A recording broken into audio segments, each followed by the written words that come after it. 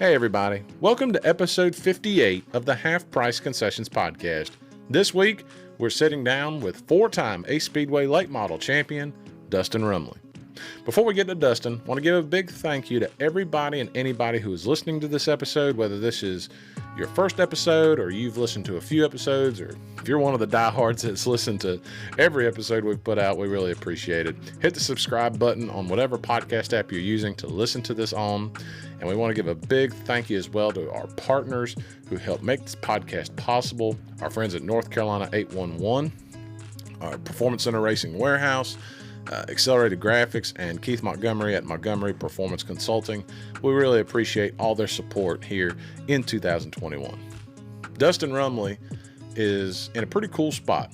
He's a four-time Ace Speedway Late Model champion, and to put that in context, only two other drivers have won that many track championships in the premier division of racing at Ace Speedway. They include Barry Beggerly, who is a two-time national champion, and Todd Massey, who's still racing today in the modifieds, but back in those late model days, Todd Massey, one of the best in the business to wheel a late model stock race car. And me and Dustin have a pretty similar background as far as our timeline at Ace Speedway. When Dustin won his first track championship in 2010, I had come on board in 2010 as the Speedway's race announcer. We're pretty close in age. Dustin's a year younger than me, but it's been pretty cool to see how we've both kind of grown up and come along. I got to be the full-time announcer each year that Dustin won the first of his three track championships. And then last year, I was able to fill in the second half of the season when racing came back to Ace Speedway and Dustin would secure his now fourth track championship. So pretty cool conversation, about 45 minutes or so. On the other side of these messages, we will talk to the four-time champ himself, the McLeansville Missle, Dustin Rumley, about racing, about life, about his father, Mark Rumley, and the influence that his racing career had on Dustin, where he went after 2014 and 2015, and his journey back to get back into a late model stock at the famous 4/10 mile that we both call our home track. Dustin Rumley is on the other side of these messages. This episode of the Half Priced Concessions Podcast is brought to you with support from Performance Center Racing Warehouse.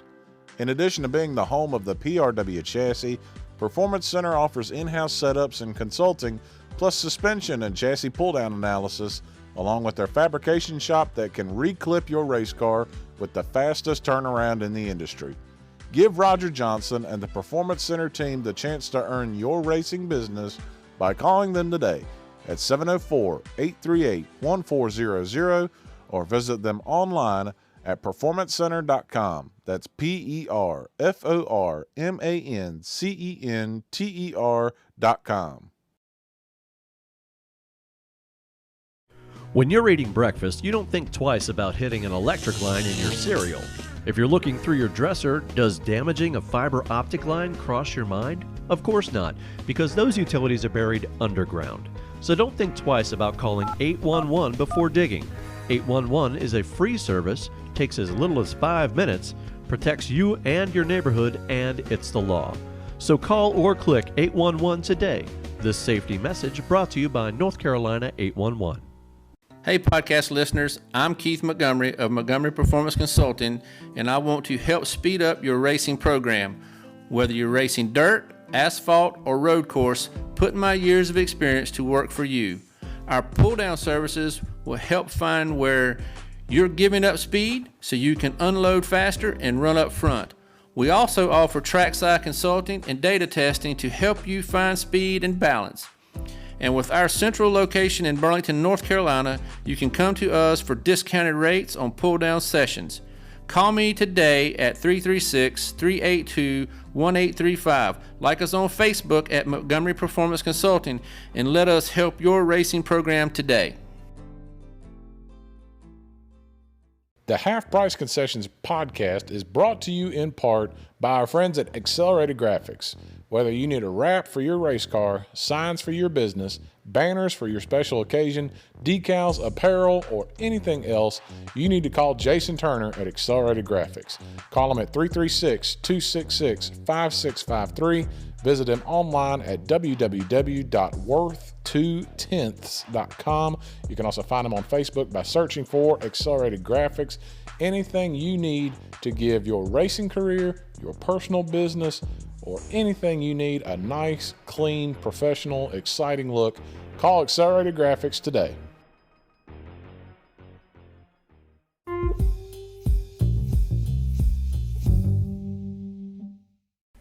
Here on the Half Priced Concessions Podcast, and we are with the Missle, Dustin Rumley. Yes, sir. And it was funny. I got to looking. I was doing the research, and I was looking at track champions at Ace. Mm-hmm. And now that you're 4-time late model champion, there's sir. Barry Beggerly, Todd right. Massey, Dustin Rumley. Yes, sir. That's a pretty good little Mount Rushmore of anybody in racing, much less just Ace Speedway. No kidding. Anytime your name can be beside Barry Beggerly and Todd Massey, makes you feel pretty good. That's pretty wild. And over just 11 years, I know Barry won his first in 90 and then came back, but I mean, you did it all in a fairly tight span there. So I mean, yeah, and you didn't fall off or nothing. That's a good thing. I even took a few years off. Maybe it could even happen faster, but late model racing takes so much time and effort and money. You got to put your whole heart and soul into it, and sometimes it has to get put to the back burner when you got more important things in life. And that's what I did. We started this business, and it's took over and done really well. And for several years, we was getting it going, so I didn't have any time to race at all. So it's tough. It's tough. Did you think you would be the guy that would be the multi-time track champ, or did you kind of think you would be the guy that moved around? Like, what was? Did you even think this kind of stuff would happen for you when you started racing at all? No, when you start racing, you're young. You just want to go out there and have fun and win. You don't think about. You just look up to those guys and say, "Wow, look what they've done." You don't even think about it. Sure, you think, yeah, it'd be cool to win a championship and win several like them. But no, you don't really think about that. A lot of people, you'll set goals and start off your goal is just to win. Then you win a few, and your goal is to win more. And then if you start winning a lot, well, your goal is to be consistent. Let's try to win a championship. You just kind of just all falls into place if you work hard. Yeah, it's pretty wild how that worked out. Just because I feel like because when you won your first in 2010 was when I started working at Ace. But I remember the couple years before I think you were in the 17 car. Yes. And you were still cutting your teeth and stuff. That's right. And it's kind of just funny how the timeline's correlated, and we're pretty close in age. You're a little younger and better looking than I am. Well, but depends on who you ask. Yeah, but it was kind of wild how it correlated because most of the guys that were in late models or modifieds were guys that were old enough to be my dad or your dad. Right. So I always did think that was kind of cool. Yeah, it did. I always, there was a couple of different announcers that were before you, and when you come along, I thought you were the best announcer by far, because we kind of related. It was like I said, same age, so I always enjoyed your announcing a lot better than the rest of them. Not taking nothing away from them. No. What was your first exposure to any kind of racing? Was it watching your dad, or was it you trying to go do it yourself as a kid? No, watching Dad. He done it, and then of course I wanted to do it, and then he started me out in go-karts, and legend cars went from there. But yeah, that was the first exposure, Dad doing it, and being around Ace, growing up around Ace. Yeah. How much traveling did you do with the karting? Did you kind of just go to one, or did you kind of move around? We went around a little bit. We go to Leesburg and Liberty, and we stayed within an hour or so of home because it was on a Saturday. And if you ever been to any go-kart races, it's an all-day deal. Yeah. So you don't want to spend hours going there and hours back when you're already there for 12 hours, it seems like. So yeah, we stayed around local best we could. And Dad always been working a lot, so it's hard to just drop what we're doing. Hey, let's go race. Yeah. So it's always been a lot of hard work in our family. We know what work is.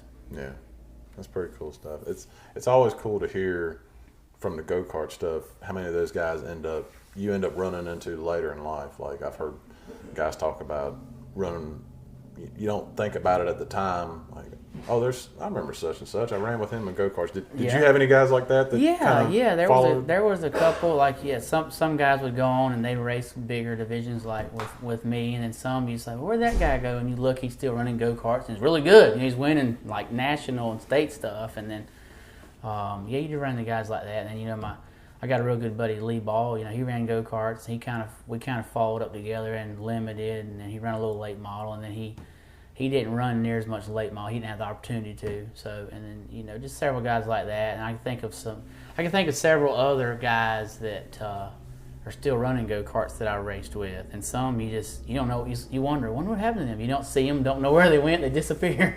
Yeah.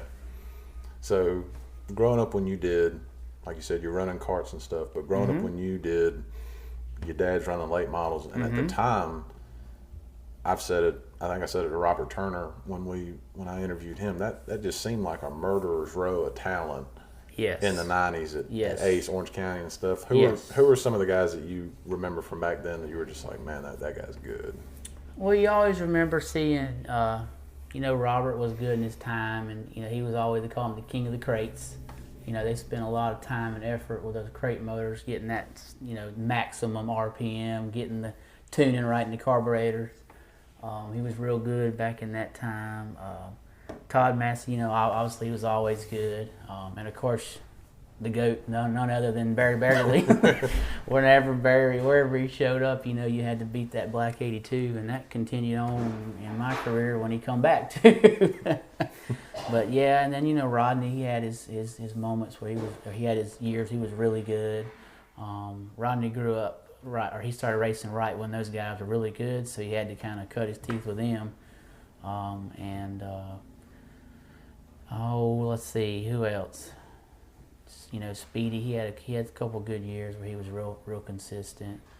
Then you had them few guys that would just show up every now and then, or run one season, run pretty good. I think Frank Denny won one championship in 04? Yeah, driving the 05, tally car, I think it was. Something like that. And then let's see, who else? Am I leaving anybody else out?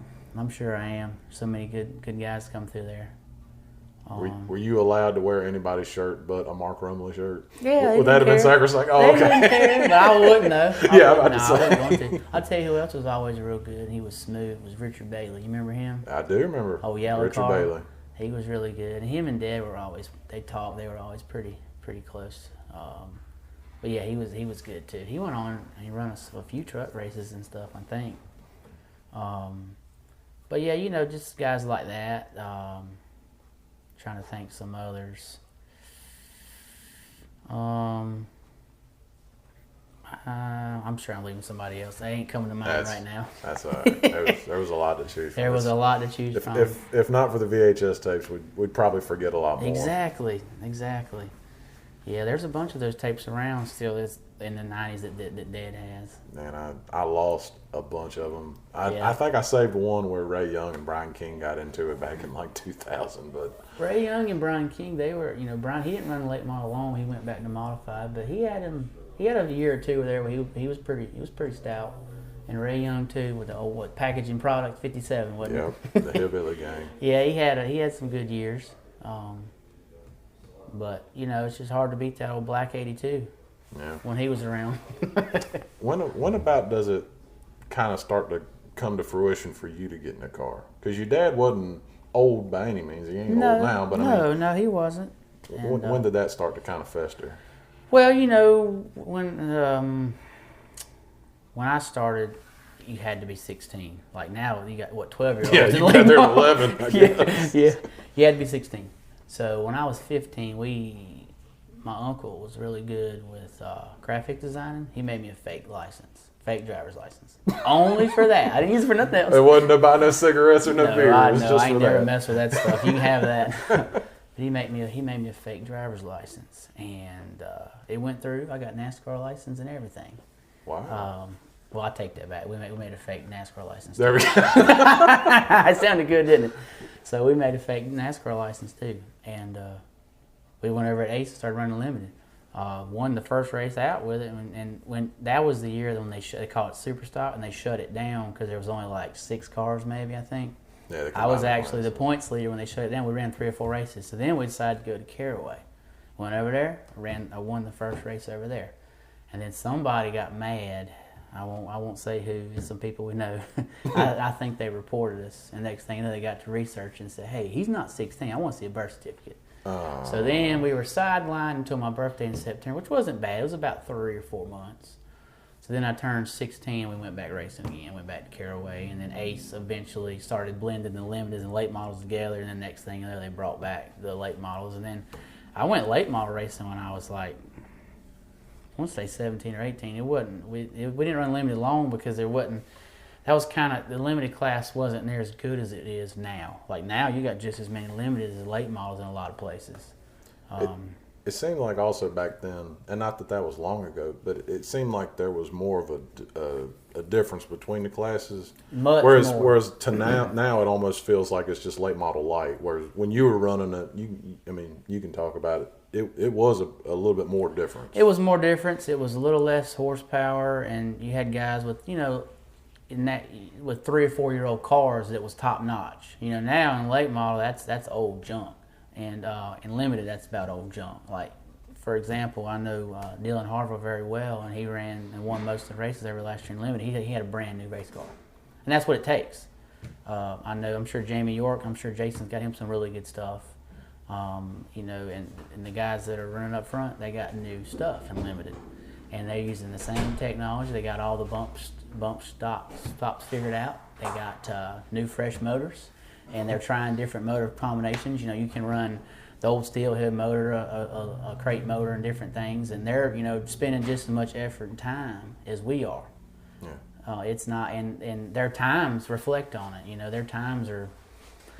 Let's see. I can think back several nights last year, a year before. Our pole was a 1550.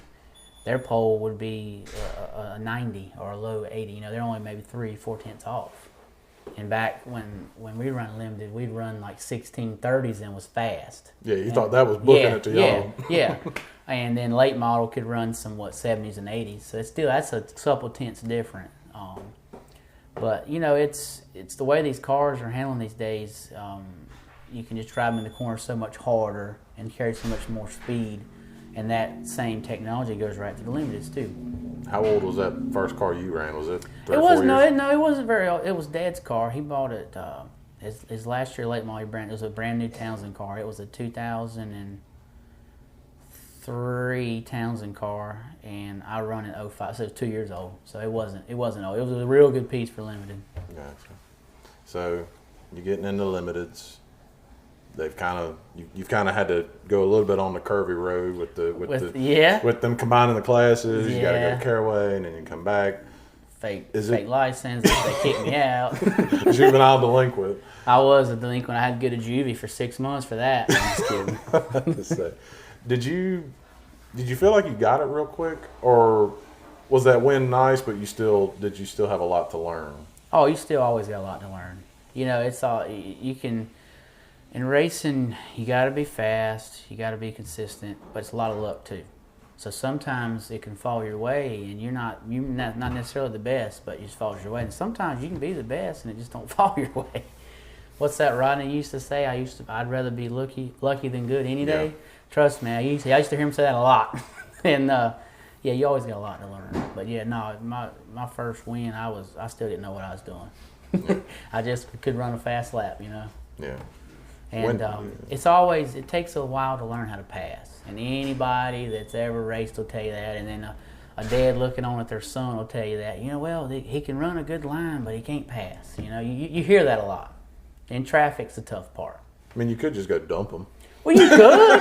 Some guys do that. And a lot of guys do that, but I just didn't ever do that. Well, I always worked on my stuff. Even when Dad always said, look, if you're going to drive, you're going to work on it. And I didn't mind that. I like to work on it. So I had that respect. I've been in the shop all night for 6 days a week, and that took me a lot of time. And this guy, I don't know, maybe he did, maybe he didn't. I'm not going to tear his stuff up where he's got to work day in and night to get it back together. I'm not going to do that. Yeah. So that's where I always thought, you can ask most guys, I think I was always pretty clean. because I didn't want to tear up people's stuff. I didn't want to tear up my own stuff. I had to fix it, Yeah, too. I'm about to say, there's always that catch-22. Yeah, and it's expensive. Yeah, it's not race cars cheap. are expensive. You don't never want to cost yourself or your sponsors or your other guy money, because that's no fun.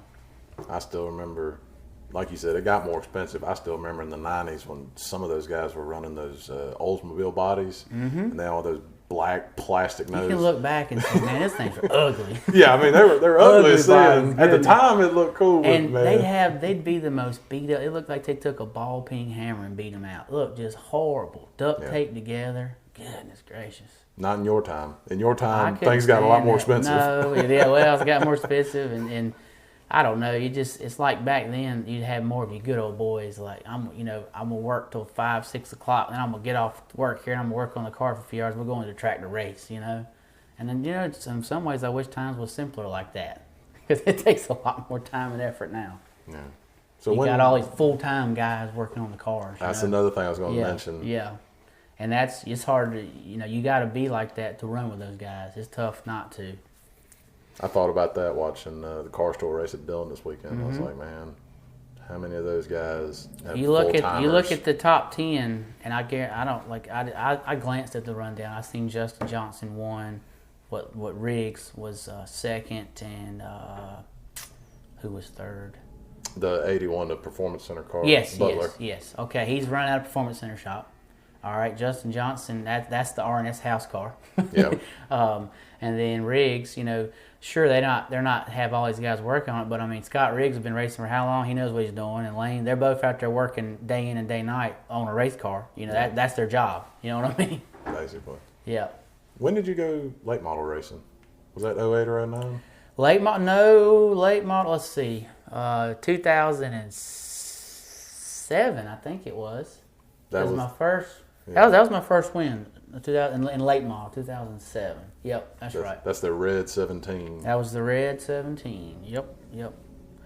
And then I went to 88 and probably the next year, 2008 or 9, I think. I can't remember. I have to look back. But I just decided we had I think we had a good year, and then I think we had just a not that great year the next year. And I said, you know what, I'm gonna change the image a little bit. I'm going to go black, and I'm going to change the number. Because Dad was like, well, you ain't got to be that number. That's my number. You can run what you want. And I remember him running that. I think the paint scheme of him, I always remember, was the Timberwolf 17. Timberwolf, yeah. The first year that car was all just green. It wasn't that great. But the second year, he put some blue on it. You remember that? Yeah, right on the door. Yeah. Well, it was kind of like it started at the front blue. And that car looked pretty good for an old green race car. But that was a good deal for him. They come along and helped him out for 2 or 3 years. Helped out with some money for sure. Got him a cool suit and all. Matter of fact, I wore that suit for my first few years. Oh, you if did? you remember? I do not. I remember your blonde highlights. That's I don't right. Remember your You can't fire forget suit. those. You can't forget those now, boy. That's how I got the chicks, man. Well, we all thought we were cool with. We all thought we were cool. Those, right. That blonde hair was natural. Yeah. That's right. That's right. But you're coming up right about that time. The environment the track was in, it seemed like it was a little bit chaotic. They were switching general managers. Yeah, all the time switching managers, and they had issues here and there, and yeah, that's exactly right. Did you ever think about maybe let's go find somewhere else? Oh yeah, plenty of times, and we'd run a few places here and there, but what always stuck back to Ace is, well, you're right here sitting here at the trailer lot. Ace is 15, 20 minutes down the road. I've always worked on Saturday, even when I worked back at the hardware store, at Phil Bryant's hardware store. Always worked on Saturday. So it's a little tough to go run on Saturday if I'm working on Saturday. Yeah, because you got to be at the track at 8 o'clock in the morning. Exactly. It's all day. So Friday always has worked. And there's plenty of times where we've been mad and don't want to go back with certain managers. We won't throw his name in there. They want to run you off. But you always go back because it's, where else can you go? You have to rearrange your schedule, and if you're not working, you're not making money too. So that don't work out too good. You're not a professional race car driver. Not a professional race car driver. No matter how bad we wanted to, you're not. Yeah. Yeah, but you gotta work, gotta make that money. So take me back to 2010. Brad came in as general manager. Mm-hmm. I started announcing. Mm-hmm. It's the track's not NASCAR anymore. It's ASA. Nope, that's right. You've switched over to the 88. You're kind of now you have you've always been your own man, but now you are on the track to the eye. Tell me about just how you even got to the point of winning the championship. Because, I mean, you won races before, but how much more of a step was it for you to be consistent enough to be like a points racer? Well, by then we'd had a couple of years experience, learned, the ups and downs, learned how to feel the car out, learned how to tell Dad, hey, the car is, it's loose getting in and we need to snug that up, or the car, it turns good, but man, it's just, don't have any drive up off. So, me and him work together and figure that out. So we got that experience under our belt. I got experience passing people, like we went talking about passing. That's hard to do. And then we got into a real bad wreck, tore the car up bad, and we went and got a new car. We got a Marlowe chassis, Greg Marlowe. And that's what really, when Greg come on, Greg really brought that experience of, hey, this is what we need to do. Let's set the car up like this. And me and him got along really well. We worked together good. Greg's an awesome guy. And he just brought us to another level. When he come in there and we got that car, man, we were fast and we were consistent, and that's the thing. Consistency wins championships. And sure, you gotta be fast, you gotta win races, but consistency wins them. And Greg really took us to that next level, and we was able to if we wasn't winning, we was in the top 3. Yeah. We were right there every race, and that's what really set us on fire and won those championships. I was about to say, you got a lot of interview practice. I did. We had to work on that. We had to work on that. I had to work on questions to ask you. And we learned together, didn't we? I just remember I had to shove the microphone like down your throat because you were so soft spoken. I know. Yeah. Well, I tell you what helped me a lot too is working at the hardware store, working with public, just talking to people, learning how to talk to people, and just coming out and say what you want to say. Just. That helped a lot. But yeah, you're exactly right. At first, couldn't get much out of me, huh? No. It's hard. It's hard. Everybody's staring at you. And you just ran 75 laps. You're probably a little tired. Oh, yeah. You got 10 million things running through your mind. Looking for something to drink. Trying to get the sweat burn out of your eyes. That's right. Yeah. And then here comes Ugly over here. By the way, Dustin Rumley. But, no. But you always gotta learn you gotta be able to thank the people that make it possible for you. So you gotta learn to be able to think about that when you're interviewing. Hey, you gotta think this, and this. So that's important when you got guys spending a lot of money on you. Yeah. About that time in 2010, toward the back half of the year, was when Barry came back. Yeah. You were already having to fend off Rodney Cook and some of these others. Yes. When he came in, what was that like for you? Because it's not a lot of people get to run with somebody they grew up watching, right? Like that. So did you go to school a little bit, or did you kind of stay away from him? What was that like? Barry come back, and it was kind of like, whoa, okay, Barry's back. You think, what's he gonna do? Is he gonna run a race or two? Is he back? He wants to really run. What's he gonna do? Is he still gonna have it? Yeah, can he last? Can he? He's the guy was what? High 50s, 60s? No, he was 61, I think. Sure, he was in tip top shape, but still, that's double our age right now. Yeah, and about the physical toll it takes. I mean, you get out of that car and you'd be worn out. Right, and I'm like, well, we'll find out. His first race, I remember his first race. I think me and Rodney were battling like we always were that year, and we come around and lapped him. I was like, wow, we just lapped Barry Begley, and. That was the first race, and I think he got some bad tires or something. Anyways, the next race, he was there. It's like he never skipped a beat. Here he is, old school Barry Begley, back to when he shows up, oh boy. Yeah. And he kind of just took right off from there, and it was pretty much between me, him, and Rodney. That year, remainder of that year, one of us was going to win the race, pretty much. And then in 2011. We had a little bit of off year in 11. We just didn't quite. The car just did not do what we wanted to do compared to 10. And Barry, Barry kind of was that was the year he won a championship in 11, and he was kind of he was better than us pretty much all year. And then of course we went back 12 and 13 back to back. We kind of got it figured back. We were trying some different front end geometry stuff like spindle stuff in 11. And we thought it was better, and it ended up it wasn't. We should have got back on the other stuff quicker, and we just how it is. You live, you learn. We made a mistake. It kind of to me, it almost helps serve as a reminder. It does. That, It keeps you down to earth. It keeps you working hard. And keeps you level-headed, I guess you'd say. That's right. I was thinking that it also leads into just how tough the competition was, and that you Yes. probably weren't far off, but you were far enough that's off right. That's where you exactly were like right. racking your brain like, That's what exactly am I right. doing? It doesn't take much. And your car's a little off, and you got to drive the fire out of it. When your car's good, it just makes it that much easier. When it, it gets you like, man, this is easy when it's right. But it's, and 100% of the time, the car's right about 5% of the time, and the other 95, you just make it right. You just got to drive the rest out of it.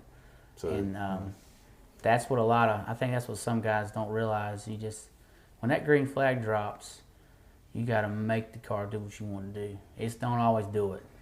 So I think that's what sets some guys apart. Like somebody's really good and somebody's decent. Is if you can make that extra little bit, just make the car do it.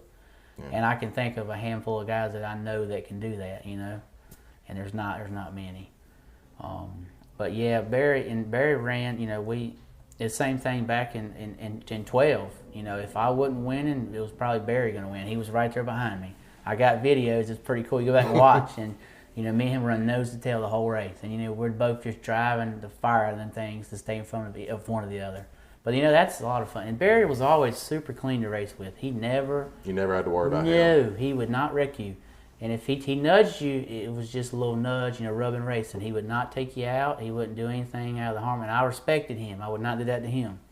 I can think back to one race. I don't remember if it was 12 or 13. It was a big end of the year race. It was like a $10,000 to win race, and me and Barry pretty much dominated the whole race. It was about a 150 lap race, and old Gary Causey showed back up, and somebody blew up going into 3, and Dad hauled on the radio, back it down, there's oil on the track. And I let off, and I kind of swerved low. And I watched Barry go in there, and his car did a complete this 180 and went back. He backed into the wall hard. Destroyed his rear clip. And he had led like the whole race. But right before that, I'd called him, and I was nudging on him pretty good. I had him sideways up off of 2 and 4 several laps. I was going to get him. I was just kind of, like you said, I was not going to knock the man out of the way. I had too much respect. But my car was really good, and I knew I was going to get him. And we had, I think it was about 12 or 15 laps to go. And I wish it would have just stayed green and let us just duke it out. But caution come out. Barry just tore the wall down because of that oil. We go back green, and my old car always would take a few laps. The Marlowe car, it was wicked fast, but it took 2 or 3 laps to get going. It would push the front end real bad on a restart. And that was just enough for old crazy Gary Causey to just run through me getting in 3. Drive through me. I did a complete 360, and he goes on and wins the race. Man, I tell you. I bet you were hot. Hot ain't the word. And his car was not bad. He just on that initial restart just drove through me. All what it took was about another half a lap to a lap, and I just left him, But no, couldn't do that. Nah, you were in the vulnerable spot. I was in the spot, and Gary's always been like that. You can talk to any guys ever run with Gary, whether it's Robert or Speedy. I'm sure he's had plenty of run-ins with him. Todd Massey too, I'm sure. I'm sure your dad had a run-in or two. Oh yeah, he's had plenty of run-ins with him. Yeah, he's just, that's okay, and that's how he runs. That's fine, but I just don't think he cares. He's just gonna win the race no matter what, whatever. Yeah. So like you said, you go back to back in 2012 and 2013. And 2013 is a pretty big year for you. I think that's the year you got married. Yes. Yeah. So right. Now life really changes. That's right. I'm always curious how it affects what you do in racing. Like I've thought about, before I got married, I wanted to go announce 150 races a year. If I wasn't on every weekend doing it, and then you get married, and you always have these big things you think you want to do, and you get married like, well, I don't necessarily want to do that. I'm gonna sit back and do this. How did it change you or your desires? Well, you just have to. Sometimes you got bigger priorities in life. You got to make sure that you are providing. You got to work. You got to work hard. You got you want to get a nice house, and you want to pay for it, and you want to have nice vehicles and that stuff like that. You do all that. Sometimes the racing takes the back burner, because racing takes a ton of time. Any guy that you talk to that's been like a full-blooded racer and done it all himself tell you it takes a ton of time to win and run up front consistently. And sometimes you just don't have that time. And that's kind of 14 and 15. Like 15, I didn't race much at all. I think we did build a new car, and I won first. We bought a Forest Reynolds, a Reynolds racing chassis, and I won the first race out with it, and didn't race it but like 3 or 4 times. We went to South Austin one time, run good with it. And then that's when we decided to start this business here, the trailer lot. So, me and Dad sat down and talked, and was like, well, you want to keep racing, or do you want to have a future and to where you'll have a business to run and, should be set for life, as long as everything goes right. We can't never predict the future, and we don't control things. Something a little more important than racing. Something a little more important. I said, well, the smart thing to do probably is let's have a future, and let's have a good opportunity to strive and make money, So that's what we did, and it's paid off. It's done very well for us. And then, like I said, we sold the race car, but we'll just get out of it, because in racing, if you're going to quit for a year or 2, you might as well sell the stuff, because it's out of date when you want to come back. Yeah. Especially now, it's out of date. You would have been behind the pack. Yep. And you've been up front, so anything other than winning is probably exactly worthless to you. Right now, me, Dad, my crew, we all expect, when we go to the track, we expect to win. And if we don't, we're like, well, we got to get to work. We got to figure it out why. So that's the thing. You can't just go halfway. You got to be fully prepared. So we decided we did that, and then the opportunity come along. Brad Kurth, he asked me to drive his stuff, and that's been awesome. Because I was able to come back. He had good stuff. Still didn't have a whole lot of times, but we got HC Sellers and Sellers Racing to help us out on that. Finally, we hired some good help here. I got a guy helping me here at the trailer lot, and of course Dad's here, and then my sister's normally here. She's out. She had a baby. We got to get her back in here if she'll ever come back. Got to say, yeah, having babies slows time down too. Yeah, it does. But yeah, I'm an uncle now, and but yeah, we got to get her back over here, because so we can do some more racing. Yeah. Tell me about. So here's my timeline on it. So I think they're about 14 or 15. You got out of it. Mm-hmm. I left Ace Speedway. Yeah, we got out about the same time. That's what it was. I was like, Tyler's leaving, and this is that was the cool, whole reason. Man. I got to quit. I never felt so important. But it was funny. So somewhere in between there, I go to fill in at Charlotte for some shootout. Mm-hmm. And I'm looking down on the sheet, and I forget what division you're running in. It was Semi-pro. Yeah. And I see this 88 and Dustin Rumley. I'm like, man, that is a familiar name. Who's this clown? And then your wife, I think you won. Yeah. And I think there was weather or something, and your wife tagged me on Facebook. I was like, "What's that, Dustin Rumley?" It had rained. The track was like starting to dry. Because I remember that night I found a line that kind of worked and just went with it. You found the gray. I found the kind of starting to dry track and went with it. But the Legend car, they're a lot of fun to race. They are a blast. The only bad thing is you got to drive an hour and a half on a Tuesday night to go race. I'm sure that's the only thing. Because, again, working always gets in the way. We just need to quit work. We just need to. Working's overrated, right? If we were Jeff Bezos, we could just do what he did and leave Amazon. Yeah, exactly. But yeah, no, that Legend cars was a lot of fun, and I kind of did that to fill in, because once a racer is always a racer, so I missed it. I needed to do something to get my fix. And I was like, you know what? Let's just buy a Legend car. It'd be less work. I thought it'd be less work. I worked on that just as much. It seems like how it always goes. Yeah, it should be less work. Smaller car, less work. A lot less expensive. Buy a set of tires, run, half. The whole, it's a 10-race series, which you were there for that one race. You probably learned a little bit about it. But it's a 10-race series. It's Tuesday nights during the summer. Summertime normally slows down a little bit here at work, normally. So I was like, that worked out good. Less work. You buy 2 sets of tires for the whole entire series. That'll be fun. And it was a lot of fun. But what always messed me up is all the other guys would go over and practice on Monday nights. Well, I'd never show up for practice because I was busy. I didn't want to drive all the way over there an hour and a half and all the way back and come right back the next day. So the way that works, you're either there for Monday and you practice, or you're there Tuesday and it's show up, driver's meeting, you go out for qualifying, you race. So the car just is what it is. Yeah.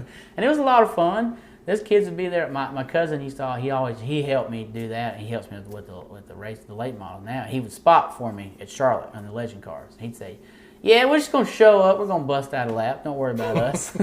And normally did pretty good. We'd show up and qualify top 3 and be fine. They always inverted, so it didn't matter where you qualified. Yeah. You set the pole and might go back to 6th or 8th, and you got 25 laps to get through there. It's kind of like Bowman Gray racing, you know. Yeah, I was about to say that. It's a lot like Bowman Gray. You use the bumper over there, and sometimes you can get hung behind a car for 5 laps and just, I gotta get around this guy. How am I gonna do it? And you just kind of give him the old chrome horn, as they say in the modifieds, right? I heard those things were more of a handful. They are. Because your late model had more tire, and you're probably used to. You can adjust more on that stuff. With that legend car, it looked like you were almost driving the school bus and your tire was small. The legend car, to be fast, you had to be on the edge out of control. So you're on the fine line there. You're almost spinning out, but you can't spin out because you're slow. But then if you're just driving comfortably, you're slow. So it's very tough to get them set up just right and drive them just right on the ragged edge. That's why you see a lot of these kids that come out of them, they'll get in the late model or up higher, and they'll fly. Because they're used to, they get in the late model, it's like, man, this drive's easy. What is this? Compared to the... Yeah, it does. I've driven both, and I promise you a late model is a lot easier to drive than a legend car. That's wild. For sure. Fans sitting in the stands just would not understand that. No, they wouldn't. Well, the legend car, you don't have, like you said, you don't have much tire, and you got a lot of horsepower. You know, that 1200, well, now it's a 3-cylinder, fuel-injected, water-cooled they have in them now. And I think they're 160, 70 horsepower. They weigh 1,300 pounds with that little bitty tire. So you have way more power than you have tire and car. So they feel, I can honestly tell you, they feel just as fast, like as the late model. Except when you go to Martinsville. Martinsville, the late model is pretty awesome. I was about to say. Yeah. It always seemed like, unless I missed one, it always seemed like you just had rotten luck at Martinsville. You might have had a good run or two, but I always feel like... I did. I always had a tire go down or wreck. Yeah, no, that's right. I'd always be fast. I qualified good. Now, 2 years ago, I had real good luck. Yeah. I had real good, qualified 6th and run up to 3rd a lot of the race, and then we made a big adjustment, 50 to go. Got a little crazy, ended up 9th. Still 9th place. I can't complain. Not a scratch on the car. Yeah. So, 2 years ago was definitely the best Martinsville. But I've raced Martinsville, I don't know, 3 or 4 times, and in 2010, I think it was, I qualified like 15th. So I've always had some good runs there, but always something goes wrong. Let's see, one time had a flat tire and got it lapped down. One time I got in a wreck. Matter of fact, got in a wreck with Rodney up there. Yeah. It wasn't neither one of our fault. It happened that way. And then one time my MSD box quit. Just random stuff. It was, matter of fact, we were running good, running about 12th. Back then it was like half and half. You go to 100 and have a break at 100. It was like lap 99. The car, I remember crossing the start-finish line. It just sputtered a time or two and quit. And we looked and looked and looked, and then we got home and looked in the shop and smelt the box and it was burnt, changed the box. The car fired right up. Nice. I mean, didn't even skip a beat. So, just, rotten luck. During that 4-year run at Ace, when you won the 3 championships in the 4 years, did any kind of opportunity come about to go do something else, something higher? Anyone saying, hey, if you can bring this, maybe we can go run something higher? Did that ever come about for you, or was it kind of like, no? Not really. Because you wouldn't have had the checker, right? I mean... No, that's what I'm saying. Those guys, it takes a lot of money. We never really pursued none of that because I think it's pretty simple. If you got enough money, you can get whatever you want right now. Especially, it's you got to have the funds, and I think you can go up to some of these teams and you can say, "Hey, I want to run this next year, and I got this X amount of money. Is that enough?" And I think you can about buy your rides these days. Oh yeah. I think anybody will tell you that, especially if you got a big sponsor to go behind. Like if you go up to somebody and say, hey, I got, Pepsi Cola here. They're going to give me $10 million. What can we do? I think you can get what you want. Yeah. It's not like it used to be. No, it's not. It's not raw town anymore. I know a lot of guys right now in late model that will outdrive out of the 42 guys on Sunday that race. I can think of 5 guys, 10 guys that'll outdrive all but about 2 or 3 of those guys right now. I feel confident on that. But if you got the money, you can get up there. Yeah. Who was someone? I'll get you out of here on this. Who was kind of in that period of time, 2009, 2013, 2014 or so? Who was someone that like just kind of like gave you a fit, or maybe someone who you like to beat them because you were just like, yeah, I did something right there. Like, who was someone that challenged you like the most? Because you did a little jumping around. I know you went to South Boston, did the Denny Hamlin race. Yeah, a little bit. We got invited to that. Really, just week in and week out, you wanted to a lot of them years you wanted to outrun Rodney because me and him, we butted heads. I wanted to outrun him, of course. And then, of course, you wanted to outrun Barry Begley because Barry Begley is Barry Begley. You want to outrun him. Robert was still there some back when I first started. Obviously you look at Robert's resume, you won a bunch over there, won championships, you wanted to outrun him. Speedy Fawcett was one of them because he run with Dad a lot. He got to where he was, like I said, he won some championships and was very consistent, so you wanted to outrun him. Just all those guys that I grew up watching, I wanted to outrun them. Yeah. Yeah. For sure on that. But if I think maybe different places like you said, you want to go run maybe like South Boston, you always want to go outrun like the guys that always run good there. We didn't get to run there much because we didn't have enough before we got hooked up with Greg, we didn't have enough knowledge really because that track takes a totally different setup. So we didn't have enough knowledge to know what we need to do to run up front over there. We kind of just figured it out with enough experience with Dad racing for Ace, and then like I said, when Greg come along, we kind of figured out the experience for the setup there. But we really didn't ever have the resources to go run other places, really, honestly. Yeah. That stuff. These days now, you can just go. You can buy those resources. Yeah, you can buy the setup. You can buy the setup now. That's what it's all about. It's all about who's got the money. That's right. All right. Now the real last question. You won 4 championships. Mm-hmm. Your dad ran for a while, had some success. That's right. I think. Do you ever dangle the carrot over his head like, well, 4-time champion eats first at Thanksgiving in the family line, or did it take him going through that time to be able to transfer that knowledge to your racing? No, that's a lot of it. He started out, he didn't have his dad help him out and fund him, and he didn't start that out. So I felt like if he would have had that opportunity that he gave me, he could have done just as well. See, all that was because of him. He started, he learned, he went through the bad times. Like, his first year in late model, he was bad because he didn't know, he didn't have the resources. Not that he couldn't drive, that was not a problem. He just didn't have the resources that those guys did. So he learned he pretty much learned the hard stuff for me. So then by the time I come along, he's got the setup stuff figured out, know what we need to win. So then he puts me in the car, well, I can turn a fast lap, and then he, grooms me and gets me to where I don't, run over people and learn how to pass. So then that's much further along. So no, I give him 99.9% of the credit for a lot of my success, for sure. For, learning all that, going through the hard knocks, figuring it out, and then of course all the funding. Over the years, I'd hate to see over the years what he spent on racing. It would probably scare me and you. We might could retire. No, I'm just kidding. I'm just saying. But no, I give him all the credit because he spent a bunch of money over the years, and he learned, and all the effort he put forth. And see, he was out there in the shop working just as hard as anybody. Like, he put all the effort into it. He didn't have that nobody for him. His dad didn't do that. He had a couple we got some good guys like Kevin. He's always helped me too. He started out helping Dad. See, Dad didn't have a lot of help on no ends. Yeah. Helping setup wise, money wise, nothing. He did it himself. He just figured it out. So yeah, I give him a lot of credit. So no, I don't dangle it over there because that 4-time is because of him. Yeah. Yeah. No, I don't. I wouldn't do that to him. Maybe it's a joke one here and there, but no, I'm just kidding. I might do it to him next time I see him. Be like, sorry, let me talk to 4-time first. Yeah.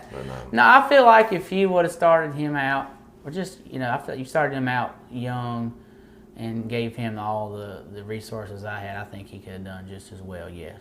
Yeah. I think there's some other guys out there that could have done just as well. You got to have the right equipment. You're only as good as your equipment. And they'll tell you that in racing or in life, whatever. Yeah. any kind of trade you're in, you got to have the right equipment. If they're like, hey, Tyler, let's go over here and let's knock these trees down. I'm going to give you this axe. Yeah, you want the axe, or do you want a chainsaw or a loader, to knock it down? Well, somebody knows what they're doing. Exactly. So you got to have the right tools, and I give him the credit for that. Well, I appreciate it, brother. And yeah, man, thank you. I appreciate you. It's cool to see us all grown up now. Yeah, I know. Before too long, we'll be all gray, won't we? Well, you're still pretty. I'm getting gray hair in my beard. Well, you can always, what's that they got, Just for Men? Oh, no. Just for Men, that thing. Change Touch of gray, man. Touch of gray. I heard it burns. Oh, so you've asked about it. I did ask the lady at the CVS. Oh, boy. Yeah, and I figured she probably would have rather had that question than question about preparation. Exactly. I can tell her, I got some burning. I need some help. Yeah. But no, I appreciate it as always, brother. Yeah, man. Thank you. Thank you for listening to the Half Priced Concessions Podcast. We thank you for listening. We thank our partners, North Carolina 811, Performance Center Racing Warehouse, Accelerated Graphics, and Montgomery Performance Consulting for their support in 2021. And we urge you, if you have the ability, please give these folks the opportunity to earn your business no matter what you're in. If you need graphics done, please call Accelerated Graphics. If your race car is in need of speed, please get a hold of Keith Montgomery and Montgomery Performance Consulting. If you're in the need of a new chassis or a new clip or any kind of needs as far as a late model stock is concerned, please call Performance Center Racing Warehouse. And if you're going to do any kind of digging on your personal property or your commercial property, make sure you dial 811 before you dig or visit nc811.org for more information. On behalf of the Half Price Concessions Podcast, my name is Tyler Williams, saying that I hope you have a good rest of your day, and I hope that you have a blessed one.